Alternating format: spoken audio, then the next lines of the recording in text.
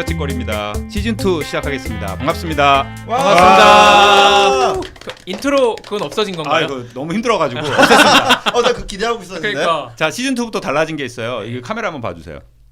어. 유튜브로도 한번 시도해보려고 합니다. 그리고 시즌2부터는 이제 오늘 이제 새로운 손님이 오셨는데 패널들 좀 적극적으로 모셔가지고 다양하게 좀 재밌는 얘기를 해보려고 합니다.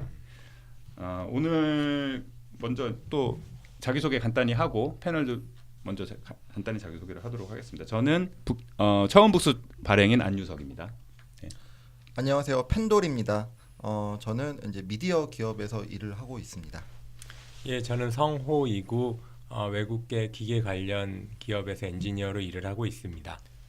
안녕하세요. 저는 컨설팅 회사에서 일하고 있는 택수라고 합니다. 네, 오늘 게스트 두 분을 모셨는데 두 분 뭐 각자 소개 부탁드립니다.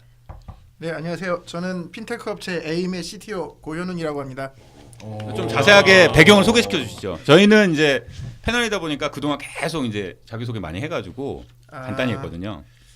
개발 경력 20년 정도 되는 프로그래머고요. 와. 그다음에 지금 핀테크 업체에서 자산 관리 쪽을 대중화하기 위해서 기술 개발을 하고 있는 쪽에 총괄을 맡아서 지금 운영하고 있습니다. 네, 개발 분야는 주로 어떤 분야신가요? 인더스트리는 거의 전 인더스트리를 다 겪어봤고요.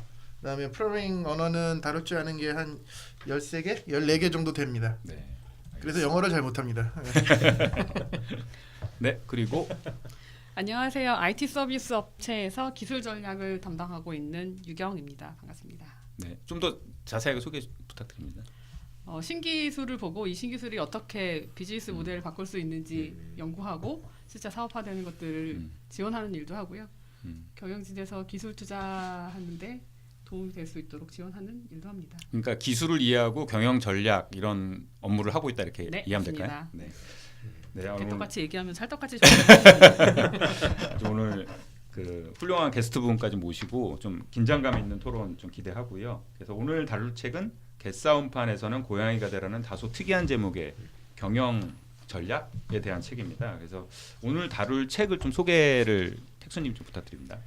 예, 저자는 레오너드 셔먼이라는 저자인데요. 이 컬럼비아 비즈니스 스쿨 교수님입니다. 이분이 뭐 간단하게 설명을 하면 컨설턴트로 한 30년 정도 일을 하시다가 이제 컬럼비아 비즈니스 스쿨에서 경영 전략에 대해서 강의를 하고 계신데요.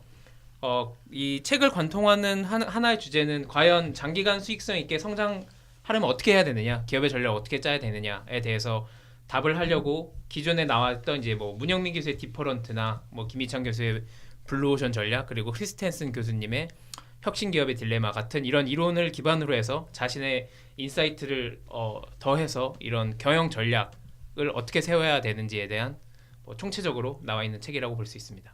네. 그래서 본 토론에 들어가기 전에 그 원래는 이제 저희가 바로 토론 주제 해가지고 하나씩 토론하잖아요. 근데 오늘은 먼저 총평을 한번 좀 해보고 시작하면 어떨까 싶어요. 어떻게 읽으셨는지, 어떻게 읽으셨나요, 이 책? 우선 제목을 참 잘 썼다.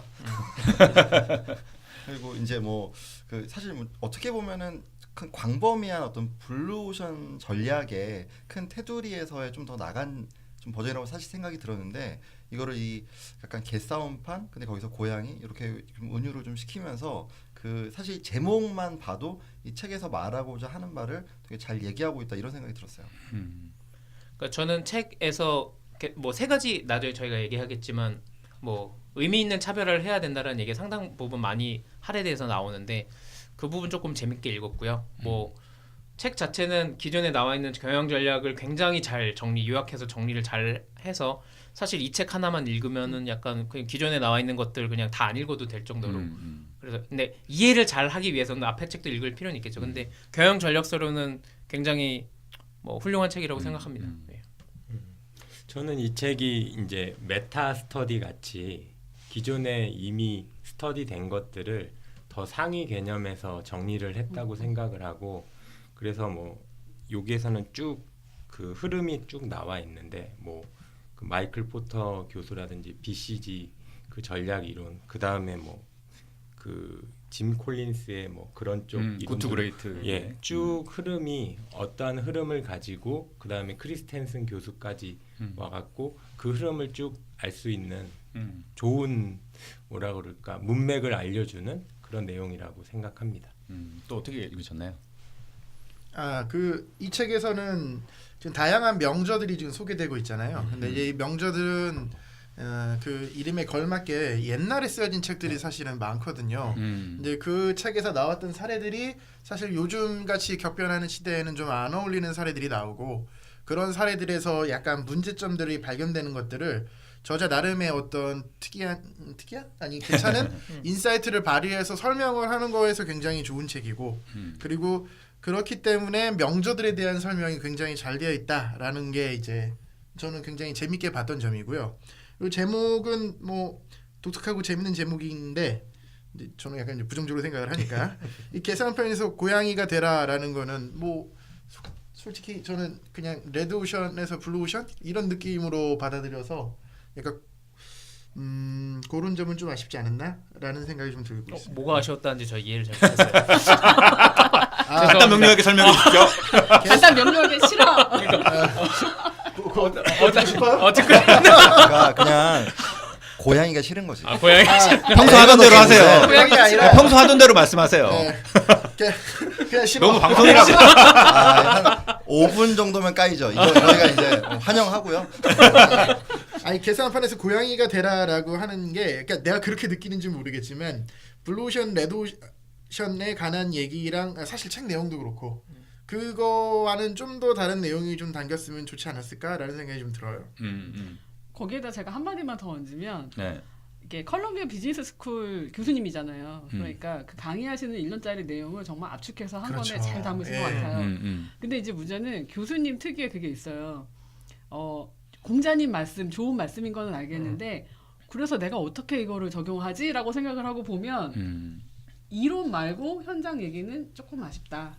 그다음에 케이스 스터디들이 많이 나와 있긴 한데 굉장히 유명한 케이스 스터디들이라 내가 이거를 좀 따라하기가 좀 인사이트가 부족한 면이 있었던 것 같습니다.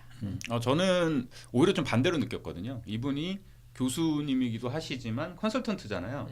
그래서 자기가 컨설팅을 하면서 기업의 경영 전략을 짜고 뭐 자기 경험을 또 서문에서 막 얘기를 하잖아요. 그래서 되게 그런 경험을 바탕으로 이론적으로만 딱 그 기업 경영 전략을 본 게 아니라 그 실제로 현장에서 적용하면서 되게 밸런스 있게 그 실제로 경영 전략을 이해하려고 노력했다는 측면이 좀. 근데 저는 되게 가슴 거기에다가 하나로 좀 반론하고 싶은 게 이분 경력에 혹시 본인 비즈니스를 직접 운영을 하셨으면 제가 거기에 정말 현장의 인사이트다 이럴 텐데 제3자 컨설턴트랑 직접 오너가 돼서 하는 거랑은 또 다르거든요. 예, 택수님 그게 조금 말씀하신 아쉬웠어요. 그래서 이 책에 저희도 먹고 살아야죠. 근데 이제 저도 IT 서비스 앤 컨설팅 그래요? 기업에 있지만 근데 저는 보면서 좀 추천을 어떤 사람한테 해주면 좋을까 했을 때 일단 좀 블루오션 전략을 좀 재밌게 봤던 사람 베이직으로 하고 근데 오히려 좀 이런 쪽 경영 전략도 잘 모르는 약간 그 대학생이나 사회초년병이나 지금 마케팅 면접을 준비한다든지 이런 분들이 이거 쭉 보면서 관심 있다 싶은 걸 하나하나 더 들어가면서 공부하면 좋지 않을까 그렇죠. 이런 생각을 했어요. 그러니까 보통 이론을 우리가 이제 하나의 이론을 공부하면 뭐 블루오션 전략이다, 뭐 마이클 포트의 파이브 포시스 어널리시스다 이런 걸 배우고 나면 그 시각으로 세상을 자꾸 보게 되잖아요. 근데 실제로 현장에서 필요한 거는 이론과 이론을 아우르는 밸런스거든요. 이걸 어떻게 적용할지 이 이론에서 부족한 걸 이 이론에서 가져서 끌어다 쓰고 서로 이렇게 반박하고 이럴 수 있어야 되는데 이게 보통 사람의 내공으로는 거의 불가능한 게 그 수많은 이론도 책을 다 읽었어야 되고 그다음에 현장에서 경영 전략에 그걸 실행을 해보고 경험을 쌓았어야 되는데 이 저자가 자기의 어떤 위치를 잘 활용해서 그런 경험을 충분히 했기 때문에 좀 전 설득력 있다 이렇게 좀. 교수님 책 다 읽으셨잖아요. 예. 기업 회사 하고 있고 본인 얘기하는 거죠 지금. 네, 그렇다기보다 그래서 지금 하여튼 저도 굉장히 이 책 추천합니다. 저는 되게 재밌게 읽었고요. 교수님의 강의 요약 전 그런 느낌을 좀 받았어요. 저는 그것보다는 좀 좋게 봤어요. 네, 그거보다는 그러니까 왜냐하면 그 본인이 어떤 그러니까 저는 여기 재밌었던 부분이 MBA 나온 학생들이 취업을 제일 하고 싶은 회사가 이제 곧 좀 이런 얘기들이 그 나오잖아요. 부분에 페이스북도 좀 올리셨던 것 같아요. 좀 신랄하게 좀 까기도 하고 그다음에 뭐 저희가 이제 이 토론하면서 맨날 그 얘기했잖아요. 이제 후 분석적인 잘된 기업을 분석하는 건 너무나 쉬운 일인데 하는 거. 근데 그걸 되게 인지를 잘 하고 그런 얘기를 하면서 좀 써놔서 그런 부분은 좀 좋게 봤어요. 저도 서문에 있었던 것 같은데 저자분이 자기가 GM을 굉장히 오랜 기간 컨설팅을 했지만 결국은 파산 신청이라는 결과에 이렇다.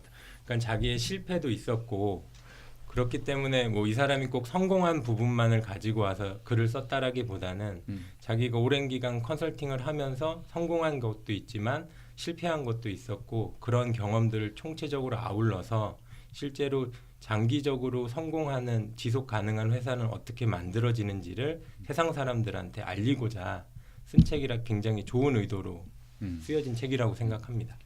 네, 그래서 이렇게 전체적으로 한번 일별해봤고요. 이제 한번 하나씩 이제 토론 주제에 들어가서 좀 더 깊이 있게 얘기를 해봤으면 좋겠습니다. 첫 번째 그 1장에 나온 주제인데 저자가 마이클 포터의 5가지 힘 분석, BCG 성장률 점유율 매트릭스의 한계로 지적하는 게 무엇이고 저자는 이에 대해서 어떤 해답을 제시했는지 한번 토론을 해봤으면 좋겠습니다. 책 내용에 좀 관련된 얘기인데 일단 마이클 포터의 5가지 힘 그렇죠. 분석을 문제라고 저자는 지적했어요. 이제 5가지 분석이 뭐고 BCG가 뭔지를 먼저 네. 좀 설명을 해야지 네, 맞습니다. 뭐 듣거나 보시는 분들이 좀 이해하기 그렇죠. 쉬울 것 같은데요. 네, 책을 보시면서 이렇게 뭐 설명해 주셔도 괜찮습니다.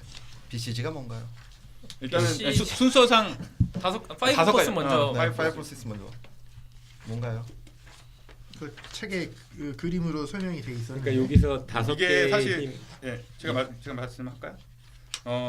그 마이클 포터가 상당히 오래전에 그 기업 인더스트리의 수익성을 보는 어떤 하나의 전략, 그 경쟁 강도를 경쟁론이라는 책에서 경쟁 강도를 설명하기 위해서 공급자의 교섭력, 구매자의 교섭력, 대체제의 위협, 신규 진입에 대한 장벽, 그다음에 산업 내의 경쟁 관계 이 5가지 요인으로 경쟁의 강도가 결정되고 그 경쟁 강도에서 수익성이 결정된다라고 그 오래전에 이 경쟁론이라는 걸 내놔서 이게 사실은 지금 이제 뭐 지나서 오래된 얘기니까 그냥 쉽게 얘기를 하지만 이게 그 기업의 어떤 경쟁론, 경영 전략에 지대한 영향을 미쳤거든요. 이거 고전이죠. 네, 고전 중에 고전이고 그래서 여전히 이 틀로 많은 산업을 분석할 때 쓰죠. 근데 저자의 문제적인 뭐였냐면 이 5가지 힘 분석으로는 어떤 산업의 그 수익성, 근데 사람의 경쟁이 치열하다, 덜하다 이런 거는 판단할 수 있지만 그럼 이걸 가지고 뭘 개인 입장에서 어떻게 사업 전략을 짜는데 어떻게 할 수 있느냐? 그것도 있고 네. 이제 이런 거죠. 이제 제가 생각하기에는 그 경쟁론이라는 틀에서는 경쟁을 전제한 상황에서의 모든 어떤 사업을 고려한다든지 이렇게 생각할 수밖에 없다는 그런 한계가 있다. 그러니까 사실은 그 이 경쟁 없는 곳을 좀 떠나는 걸 이 저자는 오히려 추천하는데 이 경쟁론 자체는 대단히 훌륭한 이론이지만 이 판에서는 어쩔 수 없이 누구와 경쟁한다든지 현재 있는 쪽 어떤 요소를 가지고 또 경쟁 우위 요소를 발견해 가지고 거기에 진입한다든지 이런 관점으로 사람을 좀 몰아가는 게 아닌가라고 저자는 좀 지적하는 부분이 있거든요. 그래서 이제 뭐 워렌 버핏이랑 이제 비슷한 얘기를 했던 건데, 그러니까 만약에 형편없다고 생각하는 사업 같은 경우는 그 CEO가 아무리 훌륭한 사람이 가도 그거는 회복 불가능하고 그 이미 산업이 그런 식으로 경쟁 구도가 짜져서 치열한 경쟁을 하고 있으면 아무리 훌륭한 사람이 가서 경영을 하더라도 방법은 없다라는 식의 이제 운명론적인 얘기를 게 많이 뭐 했었죠. 이제 잘못된 결론을 가져오게 된다. 뭐 이런 그렇죠. 얘기가 있죠. 근데 이 책의 저자는 그렇지 않다라는 주장을 뒤에서 계속해요. 그러니까 형편없는 인더스트리에서도, 그러니까 형편없다는 건 경쟁이 치열하다는 얘기인데 치열한 인더스트리에도 경영 전략을 효과적으로 수립하면 되게 돈을 많이 벌 수 있다. 특히 이제 뭐 사례로 얘기 든 게 뭐 사우스웨스트 항공이라든가 그 되게 특출나게 돈을 버는 그 기업들이 나타난다. 이 얘기를 저자는 하고 있죠. 그러니까 연결해서 말씀드리면 BCG 매트릭스 같은 경우에는 이 크게 4개의 그 군으로 나누는데요. 상대적 위치, 그러니까 시장 점유율이 높고 낮은 것과 그리고 사업 성장률이 높고 낮은 거 이렇게 해서 4개의 군으로 나오는데 저기가 뭐 보통 많이 얘기하는 뭐 캐시카우 산업, 뭐 라이징 스타, 뭐 바킹독 이렇게 해서 만약에 뭐는 바킹독 같은 데 있는 사업은 빨리 정리를 해야 된다라고 얘기하는데 그러니까 정리를 한 사업을 또 그렇게 생각할 수도 있잖아요. 제가 이걸 보면서 느낀 거는 제 컨설팅하면서 느낀 거는 그런 사업을 누군가는 어쨌든 인수해서 그걸 또 잘 되게 할 수도 있는 거잖아요. 그렇죠. 그래서 여기서 BCG 매트릭스의 단점은 무조건 팔아라, 그리고 잘 되는 것만 해라라고 얘기하는데 어쨌든 저희 책에서 똑같은 얘기지만 한 것처럼 충분히 잘 될 수 있는 가능성이 있다라는. 근데 BCG 매트릭스 이제 문제라고 저자가 얘기하는 거는 이게 이제 거의 사업 포트폴리오 조정에 대한 그 그림인데 문제는 개별 기업은 이미 그 인더스트리 안에 있고 그 사업을 하고 있는데 이걸 가지고 뭘 할 수 있는 게 별로 없어요. 그러니까 뭐 G나 이렇게 대규모 복합 기업들은 자기가 속한 사업 군들을 쫙 이 BCG 매트릭스에 올린 다음에 뭐 이쪽에 있는 건 매각, 이쪽에서 현금 창출 이런 식으로 할 수가 있는데 그래서 이게 무슨 의미가 있냐는 식으로 이제 저자는 얘기를 하고 또 이제 사례로 얘기한 거는 G가 실제로 이런 BCG 매트릭스에 근거해서 사업 포트폴리오 조정을 했던 것을 이제 설명을 하는데 과연 개별 기업에서는 이게 의미가 있을까? 뭐 이런 얘기를 하고 있죠. 실제로 사실 한 3, 4년 전에 면세점 사업 같은 경우에 성장률이 되게 높고 이제 현금 창출 능력이 높아서 대기업들이 다 들어가는 뭐 엄청난 치열한 경쟁을 했는데 여기 BCG 매트릭스 상에서 보면은 되게 좋은 진입 창구 뭐 이렇게 생각이 됐을 거예요. 근데 3, 4년 시간이 지난 이후 생각해 보면은 엄청나게 안 좋은 사업이 또 된 측면이 있잖아요. 그래서 그런 부분들, 그러니까 현실에 반영을 해서 경영 환경에 적용했을 때 이러이런 좀 나쁜 점들이 나타났다라는 걸 저자들이 좀 지적을 하고 있는 것 같고요.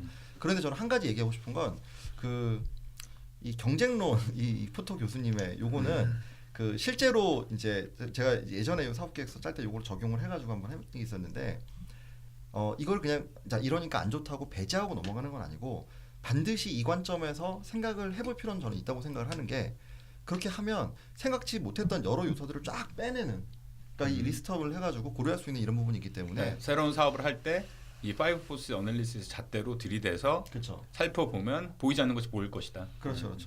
그러니까 이거를 보면서 이게 아니니까 요거를 뭐 예를 들어 배제하자 이런 얘기는 전 아니라고 좀 생각을 합니다. 그러니까 이 경쟁론 자체랑 BC 이게 다 옛날 70년대 산업들을 생각을 해보면 안 될 것 같은 사업보다는 될 것 같은 사업에 자본을 투자해가지고 성장하기가 더 좋았던 시절에 나왔던 얘기고 지금은 이 저자도 얘기하고 블루오션 전략에서 얘기하듯이 이미 이런 모든 생각할 수 있는 산업들이 다 고착화되고 레드오션이 된 상황 하에서는 당연히 다른 해법이 필요했기 때문에 블루오션 전략이나 또 이 저자가 그런 방식의 어떤 타겟책을 얘기한 거지. 저는 그렇다고 해서 이 두 가지 이 이론들이 나는 전혀 쓸모없다거나 너무 또 옛날 방식이라 해서 고려하지 않을 필요는 없다고 생각합니다. 사실 이 책에 나와 있는 모든 비즈니스 이론들이 다 나름의 의미와 적용처가 있죠. 그래서 여기 또 하나 또 첨언을 하면 마이클 포터의 이 경쟁론 5 포시스 어널리시스 그러니까 5가지 힘 분석 요 내용이 사실 좀 5가지를 고려하다 보니까 좀 복잡하다고 그 브루스 그린왈드라고 그렇죠. 경쟁 우위 전략에서는 이제 신규 진입에 대한 장벽 요거만 하나만 가지고서 그 어떻게 신규 진입 장벽을 높일 수 있는가에 대해서 깊게 판 또 경영 전략 책이 있어요.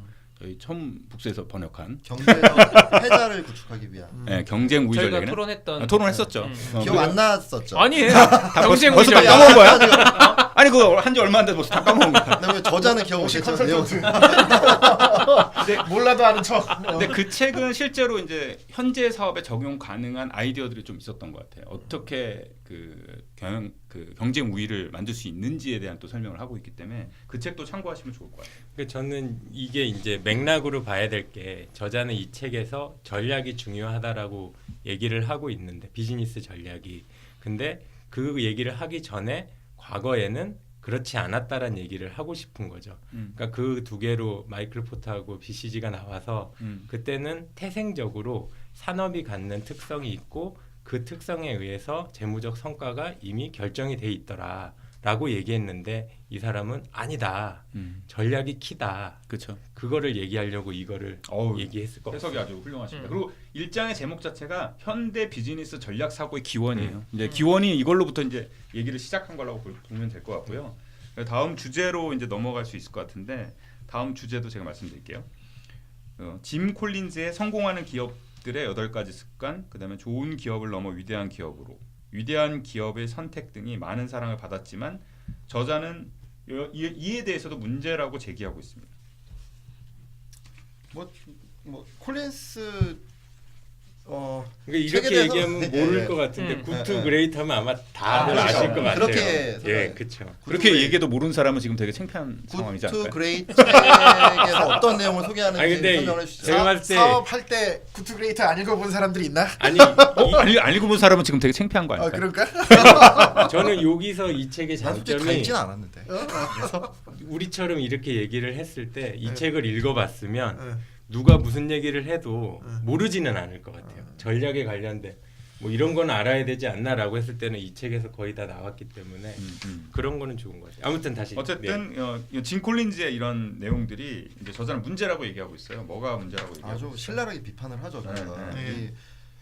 진 콜린스가 저서에서 다뤘던 많은 기업들, 그 당시엔 좋았던 기업들이 지금은 어떻게 됐으며 이거를 쭉 하면 정말 근데 저는 개인적으로 그 진 콜린스 저서나 여기에 대해서는 좀 저도 약간 비판적인 입장이라서 저자 이런 시각에는 되게 많았어요. 계속 그렇게 진 콜린스를 얻어맞고 있어요.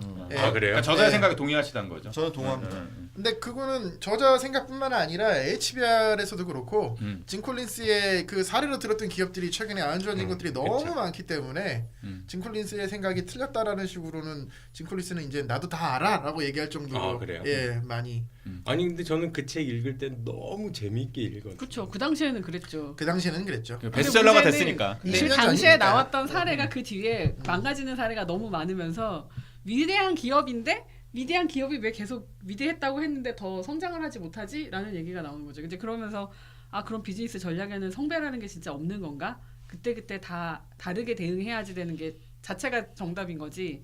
이것만 따라가면 할 수 있다는 아닌 건가? 이제 그런 회의론이 나오는 거죠. 그렇죠. 근데 전 되게 문제라고 제기하는 게 정확히 뭔가요?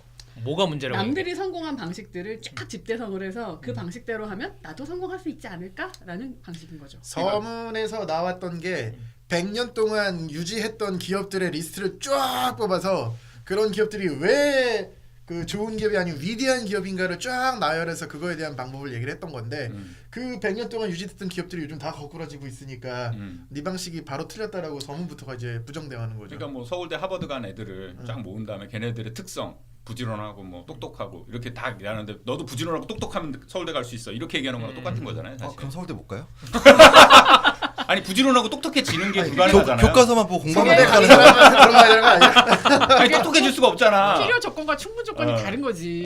그러니까 이게 약간 사다리 걷어차기 비슷한 얘기인 것 같아요. 그러니까 글로벌 기업이 된 기업들은 어떤 그 상황에 맞게 전략을 구사해서 성공했는데 나중에 딱 글로벌 기업이 돼서 굉장히 오랫동안 잘 나가는 기업의 특성만 뽑은 다음에 이 특성의 공통점을 찾고 그 다음에 이 공통점대로 따라하면 성공할 수 있다라는 식으로 얘기를 해서는 실제로 성공할 수 없다라는 얘기잖아요. 그 유즈 케이스 방식의 그 저는 문제점이 뭐라고 생각하냐 하면 두 가지를 간과한 것 같아요. 첫 번째는 시대 상황, 경제 상황.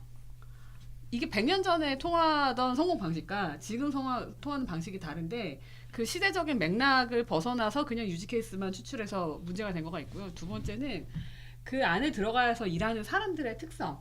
물론 거기에 보면은 뭐 위대한 CEO들의 특성은 공통적으로 뭐 어떻고 뭐 남들이 생각하는 것과는 다른 특징이 뭐가 있어요. 뭐 이렇게 얘기를 하긴 하지만 CEO뿐만이 아니라 거기서 일하는 사람들의 조직 문화, 어떤 기준으로 그 사람들을 뽑고 어떻게 운영할 것이고 이런 조직 문화 관점, 그런 실질적인 여기 그 조직 관리라고 얘기가 나오는데 그런 부분이 다 빠져 있는 상태로 어떤 제품을 어떻게 판매를 했고 어떤 리더들에 의해서 이끌어졌습니다라는 방식만으로는 단순하게. 그런데 그런 얘기까지 하죠. 그러니까 문화적으로 이런 굉장히 성공한 기업들은 어떤 공통점이 있고 얘기를 하는데 문제는 이제 제가 이 저자의 입을 불어서 얘기를 한다면 그 구체적인 상황별로의 전략이 필요한데 만약에 작은 기업은 작은 기업에 그 다음에 하이테크 기업은 하이테크 기업에 그 상황별로의 그 성공을 위한 전략이 필요한데. 그냥 성공한 기업의 문화적 특징이든 아니면 경영 전략상의 특징이든 그걸 모아가지고 그거에 공통점을 뽑는다고 해서 그 공통점을 따라할 수 있는 것도 아니고 따라한다고 성공하는 것도 아니다라는 거죠. 저는 그 이 부분 관련해서 이제 저자의 이 멘트를 그대로 하면 좀 어느 정도 답이 된다고 생각이 드는데 그 짐 콜린스를 비판하면서 저자가 이런 얘기를 해요. 산업도 다르고 발전 단계도 다른 그쵸. 다양한 기업에 보편적으로 적용 가능한 특정 처방전이 존재한다. 이렇게 얘기하는 거는 좋게 말하면 어리석은 거고 나쁘게 말하면 정말 위험하다. 그렇죠. 네, 그래서 이게 저는 이 짐 콜린스에 대한 비판에서는 이 저자가 딱 심이라고 생각이 좀 들고 저자가 그 문제를 해결했나요? 이 책에서? 본인도 그 트랩에 빠진 거 아닌가요? 예리한 지적이야. 저는 해결했다고 보거든요. 해결했다고. 그러니까 결국 이제 저자가 얘기한 세 가지를 얘기하는데 이제 그 부분은 이제 좀 이따 토론하면서 얘기하는데 저는 굉장히 밸런스 잡혀 있는 훌륭한. 한때 짐 콜린스 주제라서 좀 네. 이후 주제대 할 말이 있는데 이후 주제 알겠습니다. 그때 한번 본격적으로 싸워보도록 하죠. 한때 짐 콜린스를 좋아했던 사람으로 약간 변명을 해주자면 대신 네. 시대 상황이 많이 변했죠. 이 저자도 사실은 얘기하듯이 예전에는 그 기업의 수명이 100년 이 짐 콜린스가 글을 쓸 때는 한 60년 근데 지금은 16년 정도라고 그러더라고요. 그러니까 그렇게 기업의 생명주기가 짧아지고 나니까 그러니까 환경 자체가 다 변했는데 옛날에 나온 책의 옛날 방식으로 요즘에 있는 기업을 잣대를 평가를 하는 건 나는 조금은 아닌 거 아닌가라는 생각이 드는 거죠. 저 이거 하나만 더 할까요? 네. 짐 콜린스 비판하는 얘기 중에 또 이 얘기하잖아요. 그러니까 비전 뭐 BHAG 해서 뭐 크고 흥미롭고 대담한 목표 영어로 하라고 하지 마세요. 일단 요거를 했는데 바로 B까지는 할 수 있어요. 근데 이제 그런 얘기를 하면서 그 다음 단계 그 IBM의 그 루거스너가 이제 턴어라운드 시켰던 사례를 하면서 이제 기자들이 이제 증권 애널리스트들이 자 IBM의 비전은 무엇입니까? 딱 하니까 이분이 답변이 지금 이 순간 IBM에 가장 필요 없는 것은 바로 비전이다. 지금 당장 필요한 거는 시장에서 효과적으로 실행하는 전략이 중요한 거지 비전 따위가 중요한 게 아니다. 그리고 실제로 성공적인 턴어라운드를 이끌었다는 거죠. 그래서 실제 경영 환경에서 그러니까 이제 읽기는 좋고 뭐 강의하기도 좋고 이런데 실제 경영 전략에서는 오히려 조금 좀 동떨어진 얘기가 아닌가라고 짐 콜린스를 계속 깝니다. 그 당시 상황을 딱 되짚어 보면 IBM이 거의 막 쓰러지기 직전에서 그래서 어렵게 그 CEO를 루거스너를 모셔가지고 이거를 턴어라운드를 시켜야 되는 상황이었고 가판이 불타고 있는데 직원들한테 우리 비전 이런 거 타령하고 있으면은 뭐 회사가 돌아가질 않겠죠. 좀 적절한 아주 가판이 불타고 가판이. 있는데 그렇습니다. 예, 그래서 다음 주제로 넘어가 될 것 같습니다. 1장에 저자는 크리스텐슨 교수의 파괴적 기술이 이전의 이론보다는 광범위한 적용성을 가지고 있다고 칭찬을 하고 있습니다. 근데 전혀 다른 시장 진입을 패턴을 보이는 고가의 파괴적 제품에 대해 설명하고 크리스텐슨 교수의 파괴적 이론으로는 고가의 파괴적 제품은 설명하기 어렵다라는 식으로 그래서 저도 이런 걸 처음 봤거든요. 그러니까 크리스텐슨 교수의 이론을 우리가 참 좋아하잖아요. 저만 좋아하나요? 저희는 좋아하고 이성님은 신봉하고. 근데 처음으로 어떤 한계점을 지적한 걸 봐서 저는 처음에 이 책을 읽으면서 이 부분에서 되게 저자가 훌륭하다. 이렇게 비판할 수 있는 게 대단하더라고요. 그래서 어떻게 고가의 생각하세요? 파괴적 제품의 대표적인 사례가 뭐였나요? 그 아이폰 아이팟과 페덱스를 페덱스 얘기하고 사례. 11장에 보면 하나의 더 유형을 얘기하죠. 빅뱅 유형을 얘기하죠. 구글 맵이나 우버. 빅뱅 시어리는 사실 HBR 아티클 통해서 소개됐던 건데 하버드 비즈니스 리뷰 아티클로 예전에 나왔었고 그래서 이게 저자가 말한 고가 파괴는 저가 파괴랑 개념이 다른 게 처음에 비싸게 제품으로 소수의 고객한테 서비스하다가 그 가격을 점점 내려. 네. 그래서 확 확대하는 거예요. 이것도 마찬가지로 이제 크리스텐슨 교수님의 이론이 뭔지를 좀 간략히 좀 해주시면 설명 부탁드립니다. 신봉자가 하시는 게 제일 나을 것 같습니다. 그럼요. 우리는 그냥 좋아만 하는데 나는 좋아하고 신봉사이긴 한데 파괴적- 신봉자는 아니거든. 네, 여기 이제 뭐 아마 이 용어는 너무나 다들 들어보셨을 텐데 파괴적 기술 그러니까 파괴적 크리스텐슨 혁신. 교수가 이제 얘기했던 거는 파괴적 혁신이라는 게 뭐냐면 아니 시장을 주도하고 있는 많은 기업들이 갑자기 그 새로운 기술로 조그마한 기업들이 나타난 다음에 그 기존 기업이 다 망하는 거예요. 엄청난 자원과 경쟁 우위를 가지고 있었음에도 불구하고 뭐 이를테면은 코닥 같은 경우는 거의 100년 가까이 뭐 카메라 그다음에 인화지 그런 시장을 굳건히 지키고 있다가 갑자기 뭐 소니 뭐 되게 조그만 기업들이 디지털 카메라 막 시장이 딱 나오면서 어느 순간에 보니까 결국은 망하게 되는. 또 뭐 브리테진과 백과사전 뭐 이런 여러 가지 케이스. 그래서 그런 그 산업의 역동성을 어떻게 분석할 건가. 그래서 이제 그걸 이제 파괴적 혁신 이론이라고 그래가지고 기존의 사업을 하고 있는 회사들은 기존의 고객, 자기가 가지고 있는 고객들이 원하는 거를 계속 제공하면서 자기가 가지고 있는 기술이나 이런 걸 가지고 계속 조금씩 성능을 업데이트하고 성능을 개선하는 쪽으로 관심이 가고 새로운 기술이나 새로운 사업을 만들어내기가 어렵다라는 얘기고, 근데 새로운 기술을 가진 업체들은 기존에 제공되고 있던 것보다는 약간 현재는 품질이 좀 떨어지지만 장기적으로 그 새로운 기반의 기술을 하에서 개발했기 때문에 이 기술이 점점 좋아지면서 기존의 판도를 바꿀 수 있는 새로운 것들을 만들어내고 그런 것에 의해서 시장이 계속 교체된다는 그 주장을 파괴적 혁신 이론으로 하고 있죠. 그렇죠. 뭐 넷플릭스가 시장 진입했던 사례도 비슷한 사례로 봐야겠죠. 블록버스터를 물리치는 얘기도. 그렇죠. 예. 네. 자, 그래서 그리고 이거 토론 주제로 설명했고요. 넘어가시면 토론제로 넘어가면 네. 근데 이제 이런 파괴적 기술이 이론이 광범위한 적용성을 가지고 있는데 그 이 얘기가 11장에서 다시 정리가 되고 있는데요. 11장에 있는 내용을 제가 그대로 읽어드리면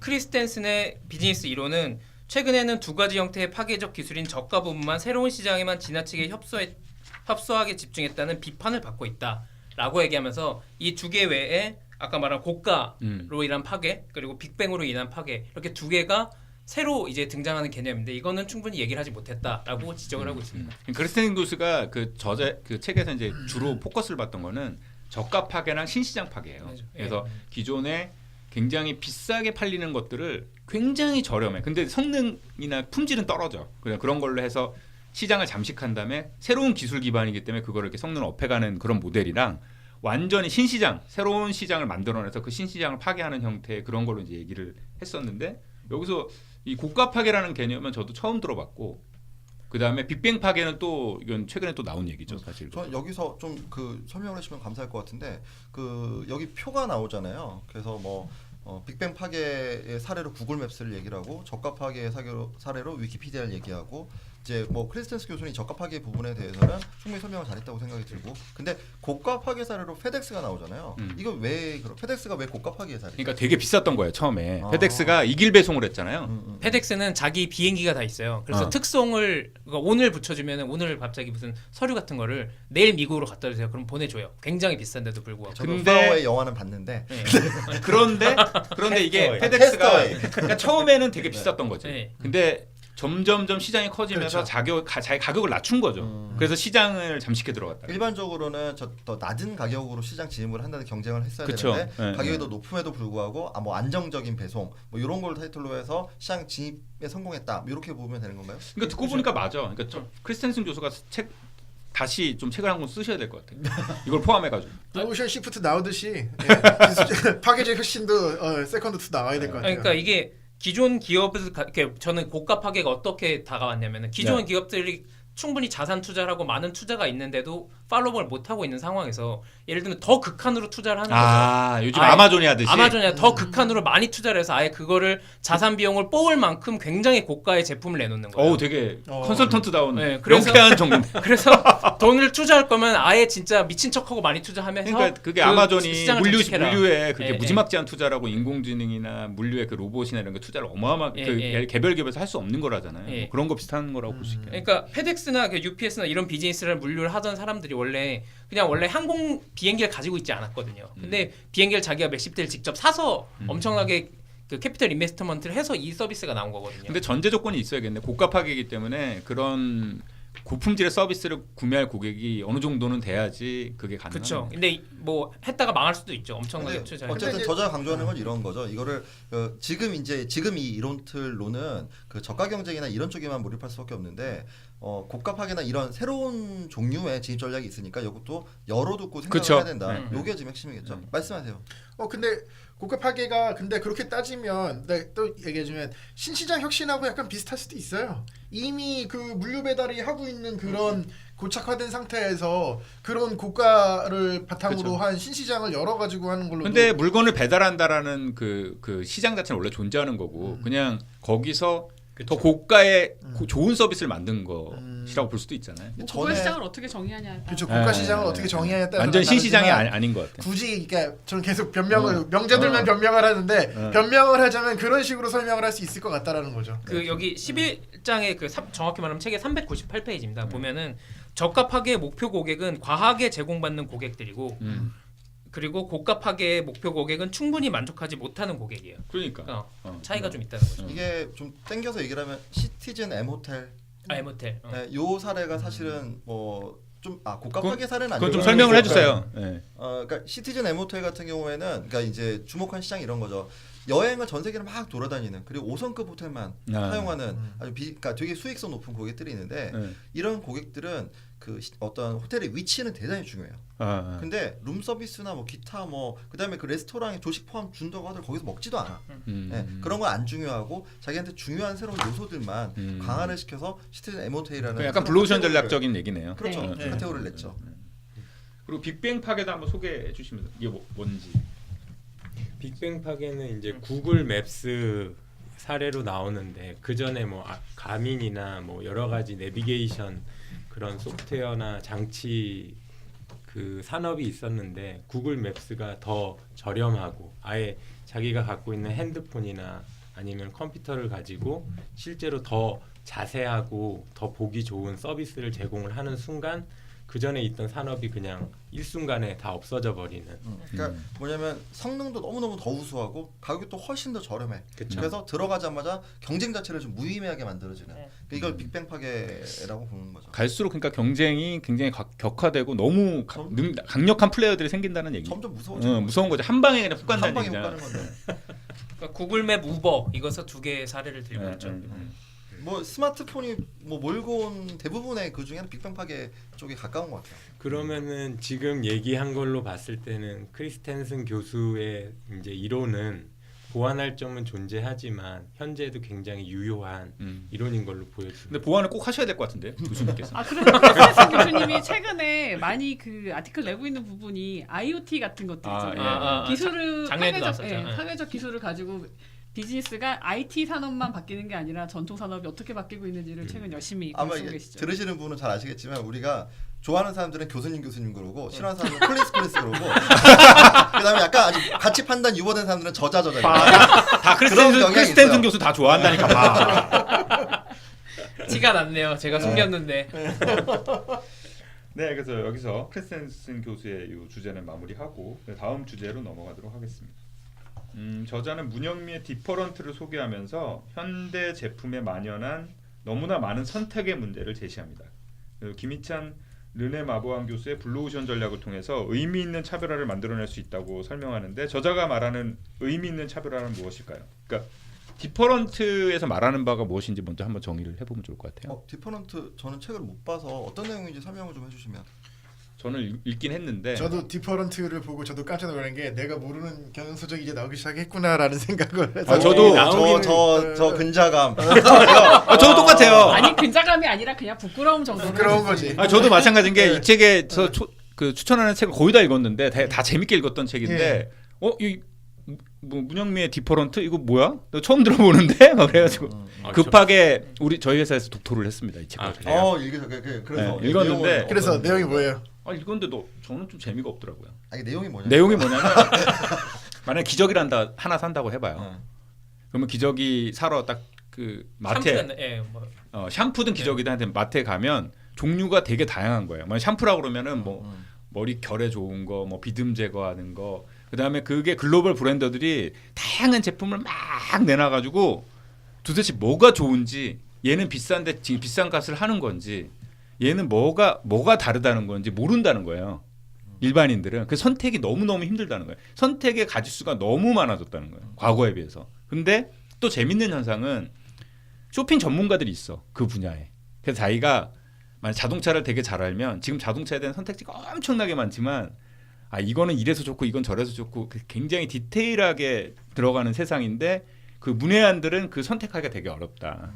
그래서 점점 차별화라는 기업은 계속 하려고 했지만 차별화가 안 되고 오히려 그게 되게 커머더타이즈 돼 있다. 커머더타이즈 돼 있는데 되게 차이들이 있긴 있는데 마이너한 차이가 되고 그게 일종의 처음에는 이제 경쟁자랑 다른 제품을 만들었는데 서로 모방을 하면서 기능을 계속 넣고 이러다 보니까 전략적으로 군집화가 일어나서 경쟁자는 경쟁되는데 비슷해진 경쟁자들로 되면서 마케팅이 되게 힘들어진다. 이거 맞는지 이게 맞는 건지 한번 얘기해 주세요. 이게 뭐 이런 식이에요. 예를 들어 양말 시장에서 1등하지 말고 여기 뭐 리틀 미스 매치드처럼 양말 세 짝 파는 세 개의 양말을 팔아가지고 번갈아 신는 것처럼 유일무이한 상품으로 좀 뭐 카테고리징 해라. 그래서 맞아요. 문영미 교수가 역 포지셔닝과 일탈 포지셔닝을 얘기해요. 책의 부제 자체가 넘버 원을 넘어 온리 원이라고 돼 있어요.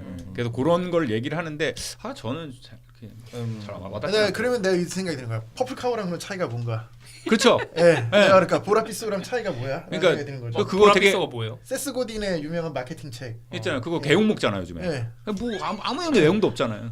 그러니까 왜 그래도 세스거든 여기 강의하는데 와갖고 자기 학생 그거랑 똑같은 얘기야. 야 창의적으로 살아야지. 우리 왜 이렇게 완전 창의적이야? 우리 문영미 교수님은 한국말을 알아들을 수 있잖아. 그걸 고려하고 지금. 그 나름 석학이세요. 그 하버드인가? 이 책을 되게 재밌게 읽었던 기억이 있고요. 읽으셨어요? 되게 디퍼런트를요? 오래전에 읽었는데 안 믿기는데? 숨은 고수. 안 믿기는데 재밌게 읽었단 말이에요. 진짜 본인이 읽었다는데 믿질 않으면 어떡해? 그리고 본인이 재미없다고 해서 아니 얘기 좀 하겠 좀. 그리고 그 책에서 이제 얘기했던 게 뭐냐면 이제 차별화 디퍼런트잖아요. 그러니까 여기서는 일종의 기존이 개싸움판이라는 거예요. 그럼 개싸움판하고 아닌 거하고의 차이가 이제 핵심 요인, 디퍼런트 핵심 요인은 개별 제품이나 브랜드가 아닌 제품 카테고리 전체에서 약점을 찾아서 그것을 보완해야 된다. 그러니까 여기서 예로 나온 게 양말이었잖아요. 그렇죠. 그럼 양말의 브랜드 막 이런 게 아니라 양말이라는 전체 카테고리에서 약점이 사람들이 뭐를 약점으로 생각하느냐 그거를 바라본 다음에 그 약점을 보완하는 제품을 내면 그 자체가 이제 그 사례에서는 약점을 어떻게 보완했나요? 양말을 어떻게 보완했나요? 여기서는 세 짝을 판다고 돼 있네요. 그러니까 거기서는 양말이라는 게 그냥 보어링 그냥 일종의 뭐 특별한 차별이 없는 걸로만 그리고 이게 뭐 어떤 패션이나 이런 거에 영역이 아니라 그냥 뭐랄까 단조로움 그런 영역이었는데 이제 리틀 미스 매치드라는 브랜드가 나오고 거기서는 양말을 약간 그러니까 한쪽과 왼쪽과 오른쪽이 약간 다른 거예요. 그림을 좀 보여드리면 다- 설명을 하면 다르게 좋은데. 신을 수 있게. 근데 그게 그냥 다른 게 아니라 맥락이 있는 거예요. 음. 그래서 그게 다름이 무슨 카테고리가 있어요. 아, 그런가요? 그래서 그 카테고리 안에서만 다른 거죠. 아. 그게 다 의미가 있는 거예요. 아, 이 양말 회사도. 그러니까 일종의 우리가 개별 기업이나 브랜드를 그 안에서 뭔가 경쟁을 하려고 하지 말고 그 제품 전체를 관점으로 바라봐라. 라는 시장을 내용. 새롭게 정의해라 같은 얘기인가요? 근데 그게 일종의 제품 카테고리 내에서 약점을 발견하면 그걸 가지고 나는 온리원이 될 수 있다. 그런 내용. 참고로 말씀드리면 이거를 딱 리틀 미스 매치드닷컴에 딱 들어가서 보시면은 이거 파고 오실 텐데 한번 봐보시면 되겠습니다. 판매 자체가 양말 3개를 파는 것뿐만이 아니라 스니커즈 자체도 3개를 팔아요. 그러니까 세 짝이 아니죠. 정확히 3개. 그래서 뭐 예를 들어 빨간색, 파란색, 보라색이 있으면 자기 취향에 맞춰서 뭐 왼쪽은 빨간색, 오른쪽은 보라색, 오른쪽은 파란색 이런 식으로 그 좀 미스매치 시켜서 그러니까 짝짝이로 신고 다니고 그런 것들이 하나의 패션성이 되고 그러니까 새로운 시장을 찾은 거네. 근데 그게 리틀 미스 매치거든요. 조금만 그러니까 완전 다르다. 다르진 않아요. 음. 근데 딱 보면 괜찮다 이렇게. 약간 보기. 비슷한데 약간 다른 거죠. 내가 보기엔 다 내가 보기엔 주 타겟 고객층은 비슷하다고 느끼나 보요. 10대. 그러니까 여기가 10대 비슷하네. 타겟이라서 네. 예. 그래서 얘네 캐치프레이즈가 이거예요. 3 socks, 2 feet, 1 you. 아, 그러니까 핏이 여러 개 나오겠네. 그리고 이 대상자 자체가 약간 10대 초반의 여자애들. 그러니까 되게 이런 거 좀 재밌게 할 수 있는 그런 카테고리 공략을 한 거죠. 그리고 또 문영미 교수 그 책에 또 사례 중에 그런 것도 있었는데 일본에 있는 어떤 옷가게인데 네. 일부러 고객을 못 찾아오게 만들어요. 아. 그래서 그 가면은 그 간판도 없고 그 가게가 어디 있는지 사람들이 몰라. 근데 찾아가고 가면은 뭐 옷들이 있으면 똑같은 옷을 파는 게 아니라 그 재고가 떨어지면 그 재고는 이제 끝이야. 뭐 그런 식으로 이제 하는 리미티드 에디션 같이. 그런 느낌으로 이제 또 뭐 망원동에 우리나라의 카페도 그런 거 하나 있었잖아요. 자판기 모양으로 돼 있어서 밖에서는 전혀 안 보이고 자판기 열어야지 카페 안에 들어갈 수 있는. 그러니까 그런 사례들을 계속 소개하면서 어떤 너무 경쟁이 치열해서 다 똑같아진 이 세상에 다른 전략으로 접근할 수 있다는 걸 이제 소개하는. 그래서 문영미 아무튼 교수. 문영미 교수님은 그렇게 이제 진정한 차별화가 무엇이냐를 얘기를 하셨던 거죠. 네. 저는 들으면서 블루오션 전략으로 설명이 될까 안 될까를 생각을 해봤는데 네. 될 것 같은데. 이거 저자는 그렇게 얘기하고 있어요. 의미 있는 차별을 블루오션 전략으로 만들 수 있다. 그러니까 이 저자가 쭉 앞에 있는 대가들을 소개하거나 비판하면서 쭉 내려오면서 그 이 블루오션 전략 쪽이랑 문현미 교수 같은 경우에는 이거를 비판하기보다는 여기서 확장하는 주장을 피는 거예요. 그래서 결국 저자의 주장 역시도 의미 있는 차별화를 해야 되고 여기에 대해서 구체적인 방법은 어떻게 할까 이렇게 이어지는 얘기입니다. 그렇죠. 저자가 결국 근간을 삼고 있는 게 디퍼런트랑 이 블루오션 전략 그리고 크리스텐스 교수 이거의 세 개 확장판을 그렇죠. 그거를 보여주는- 결합시킨 것 같아요. 결합시켜서 확장판을 아 보여주는 거기에 하나 거거든요. 더 들어간다. 그 레리 보시드 엑서큐션. 그게 이제 그 사업 관행 조정이라는 이런 거 들어가는데. 그래요. 네. 나 지금 모르는 전공이었는데 근데 마지막에 3번의 사업 가능 조정이 그거였군요. 컨설턴트의 표정을 하고 있었어. 근데 세상에 이게 지금 이 한 장, 우리 아직 한 장을 얘기 못 했는데 네. 지금 도대체 책이 몇 권이 나오고 그러니까. 몇 개가 나온 거야 지금. 아니 근데 이 근데 여기 있는 책이- 책들은 다 읽어보는 게 좋긴 좋아요. 책이 일장에 전체를 쫙 한번 훑으면서 네. 이렇게 뭐가 좋은데 뭐가 문제고 뭐가 좋은데 뭐가 문제고 그래서 내 책이에요. 약간 네. 이런 느낌이라. 그렇죠. 네, 그래서 다음 주제를 딱 하면 일장이 어느 정도 좀 이해가 될 것 같은데 요즘 일장이 다음 지금까지 계속 일장 아직도 토론하고 일장이군요. 있습니다. 네, 다음 주제가 항상 처음이 중요하죠. 그러니까 저자가 말하는 사업 관행 조정의 의미는 무엇일까요? 이 사업 관행 조정이 갑자기 이게 왜 나온 거예요? 어디서 이게 빠지냐면 그 블루오션 전략 하다가 갑자기 사업 관행 조정으로 가거든요. 그러니까 저는 요 이제 저자가 계속 얘기하는 게 레리 보시디의 그 엑서큐션이라는 책에서 우리나라는 실행에 집중하라는 책으로 번역이 됐는데 저도 너무 재밌게 읽었던 책이라 그 책은 뭐 한 4번 5번 읽었던 것 같아요 책이. 근데 그 이제 저자가 3가지로 결론을 내리잖아요. 지속적 혁신 그 54페이지에 나오잖아요. 지속적 혁신을 위한 혁신이 아니라 땡땡땡을 제공하기 위한. 그다음에 의미 있는 제품 차별화. 소비자가 인식과 가치를 인정한 땡땡땡에 의해 가능해지는. 그다음에 거기 다음에 사업 관행 조정이 나와요. 근데 사업 관행 조정이라는 이름으로 서브 타이틀로 나온 게 기업의 모든 역량과 자원, 그다음에 인센티브, 문화, 프로세스 등이 회사의 전략적 목표를 지원하기 위해 조정된이라고 돼 있어요. 근데 이제 제가 이제 이 부분을 읽으면서 느꼈던 거는 이 부분이 키라고 저는 생각을 했어요. 왜냐하면 물론 그 마케팅이 중요하죠. 그 새로운 제품을 고객을 창조하는 행위가 제일 중요한데 그 창조했더라도 기존 기업은 기존의 어떤 기업이 운영되는 방식이 있잖아요. 근데 그 방식이 바뀌어야 돼. 그걸 지속적 사업 관행 조정이라고 사업 관행 조정이라고 얘기해요. 만약에 우리가 코닥이란 회사를 경영하고 있었다. 필름 카메라와 이런 걸 기반으로 회사를 하고 있었다. 근데 디지털 카메라 사업이 뜨기 시작했다. 그러면 사업 관행을 조정해야 되는데 기존에 있는 회사의 연구 인력, 그다음에 생산 공장, 그다음에 내부의 마케팅 전부 다 예전에 필름 카메라 파는 형태로 돌아가고 있었는데 그거를 실제로 경영진이 해야 되는 일이 사업 관행 조정인 거예요. 그러니까 리소스를 R&D 인력을 디지털 카메라를 만들기 위한 R&D 인력을 고용을 하고 그다음에 그게 기존의 인센티브 체계에서 잠깐 필름 카메라 매출이 워낙 클 테니까 계속 경쟁에서 밀릴 거 아니에요. 초창기에는. 그러면 따로 떼가지고 이게 크리스텐슨 교수가 얘기했듯이 이렇게 별도의 조직을 만들어서 관리하고 새로운 신제품이 나오면 품질이 떨어지더라도 해당 타겟 마켓을 찾아서 마케팅 방법도 다르게 해야 되고 이런 식으로 그 앞에 그 지속적 혁신과 의미 있는 제품 차별화의 결과로 떨어지는 새로운 어떤 사업을 사업 관행 조정을 계속 해낼 수 있는 조직만이 그거를 성공할 수 있다라는 얘기인데 이게 사실은 레리 보시드의 엑스큐션에 잘 나와 있어요. 요 내용이 잘 나와 있는데 약간 이런 관점인가요? 이제 뭐 좋은 전략을 수립하는 것도 중요하지만 실행이 대단히 그렇죠. 중요하고 결국 그 얘기예요. 결국 실행이 대단히 중요한데 그 실제로 CEO가 이런 어떤 비전이나 의지나 전략을 잘 짠다고 하더라도 조직 전반에서 그게 실행되는 건 완전 다른 얘기다. 그리고 조직 전반에서 그걸 실행하기 위해서는 이게 저는 이 사업 관행이 이제 영어 영문에서는 뭐라고 지금 되어 있는지 모르겠는데 그 어쨌든 그 사업 관행이라는 의미가 뭐 영업이나 재무나 인적자원 관리나 CEO의 어떤 일을 해야 되는지 이 세부적인 부분으로 구성이 되어 있고 이거를 통해서 실행을 도출해낸다. 이런 관점인가요? 그렇죠. 실행이 중요하다라는 얘기 결과적으로는 그러니까 되게 단순하게 네. 얘기하면 그건데 그러니까 비전에 뭐 억지로 맞추지 말고 새로운 게 생기면 비전을 잠시 잊고 그거에 맞게 회사를 운영을 하는 것도 굉장히 중요하다라고 지금 저자가 얘기하는 그건 아닌 거죠. 것 같은데. 그러니까 비전에 뭐 그렇죠. 그러니까 저희가 고객님을 모신 지금 그거를 아주 훌륭하게 수행하고 계세요. 모르는 척. 말씀을 끝까지 해주세요. 말씀을.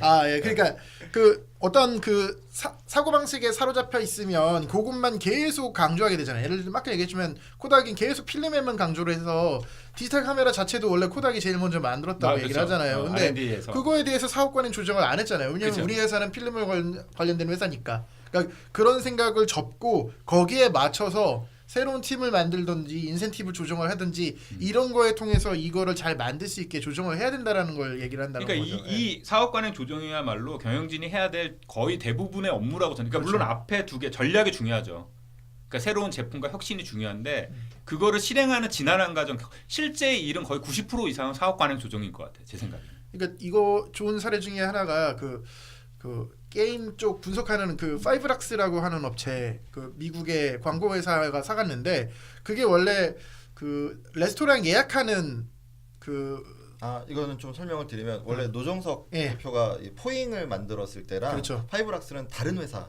다른 회사인데 회사 개념. 거예요. 같은 멤버예요. 멤버 같아요. 네. 왜냐하면 아유, 그 디테일하게 노정석 다 들어가 대표랑 있네. 그 CTO님이랑 같이 이제 팀업을 하면서 파이브락스는 이제 그 게임 쪽 이제 마케팅 효율성 증대 뭐 이런 식으로 위한 간 거기 서비스 때문에 회사예요. 그거를 제가 말씀드릴 수 있는 이유가 파이브락스 그 팀장이 저랑 아는 사이라서 네, 얘기를 네. 한 건데 원래 포잉의 그 팀장도 다음에 모실 수 있나요? 아니요, 미국에 미국에 있어요.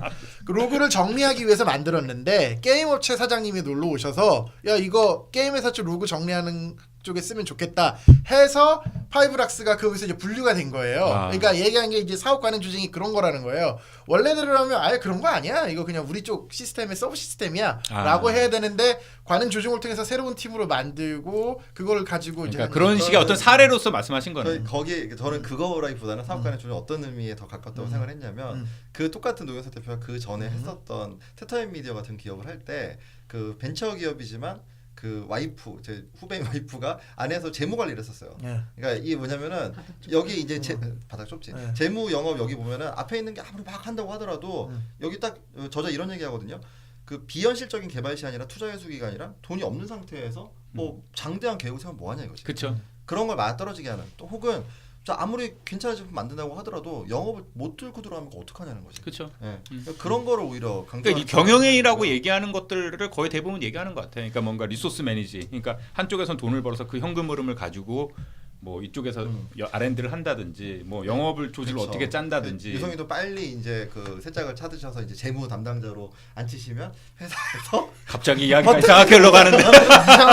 아니 근데 저는 사업 네. 관행 조정하라는 거지. 사업 관행 조정이 이게 의미가 있는 게요. 음. 작은 기업은 조정하는 게 굉장히 쉬워요. 그렇죠. 근데 네, 이 대기업 책이 타겟으로 하고 있는 그렇죠. 포춘 네, 500대 네. 기업은요 정말 어려워요. 내부의 반발이 맞아요. 만만치 않은 것 제 같아요. 그러니까 사례를 아까 네. 텍스님이 네. 내가 만약에 국가 파괴를 할 거야라고 얘기를 하면요. 지금 안 그래도 하고 있는 투자를 정말 이빨 아니 최고로 이빨에 니온고가 나왔네요. 끌어올린다고 하면 전체적으로 예를 들면 아까 여기 그 주주 수익 가치 극대화를 DSR.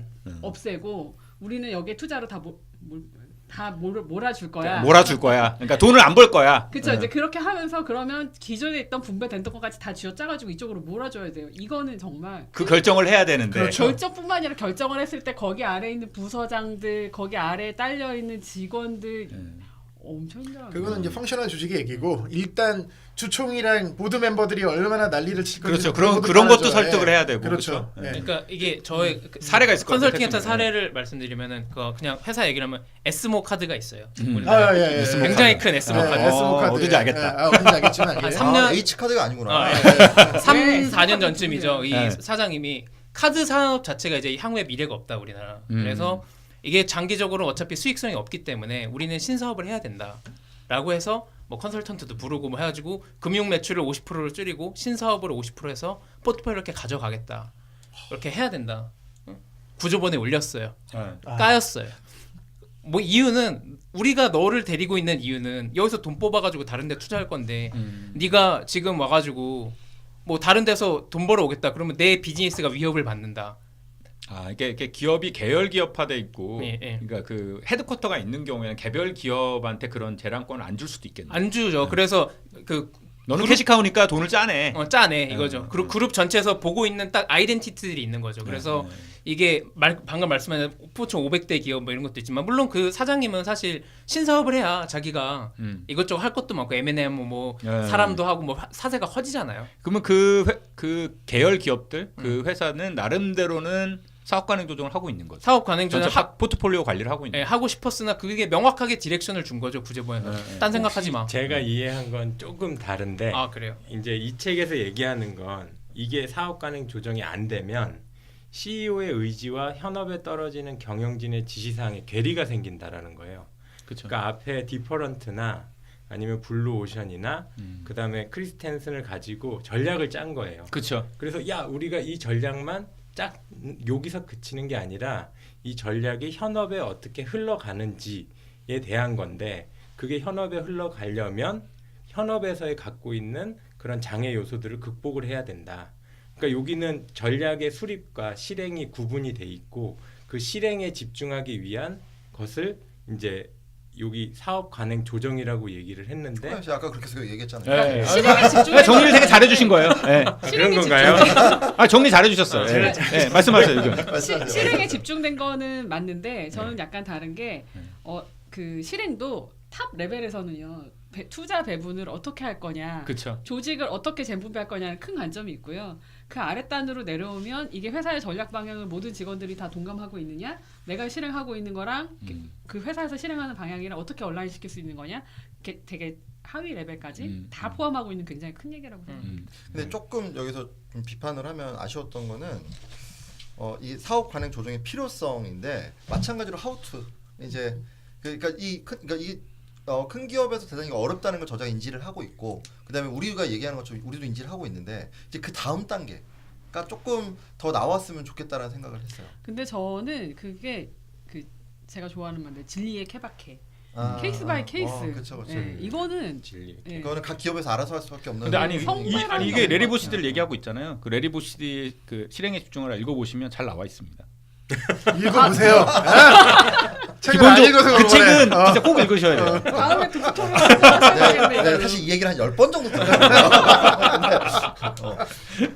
네, 그래서 오늘 1장만 하고 일단은 그 토론 좀 잠시 쉬었다가 또 어머 아직 1시간 지냈는데 아직 1장이네요. 1장 드디어 했습니다. 좋아요. 커피를 예. 리필해야 될 때가 왔습니다. 네, 감사합니다. 네. 고맙습니다.